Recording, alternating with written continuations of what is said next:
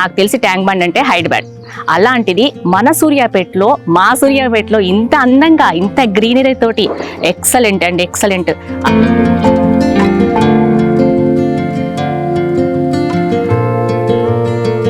Tank బండి మీద అన్ని మొక్కలు పెంచి గ్రీనరీని సపోర్ట్ చేసి చాలా మంచిగా అన్ని చెట్లు పెంచి ఒక తోటలాగా ఉంది.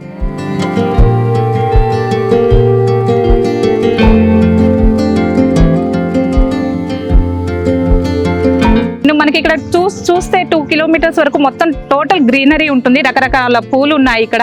అండ్ వీటిని చూసినప్పుడు మనకి వర్క్ ప్రెజర్ కూడా పోతుంది.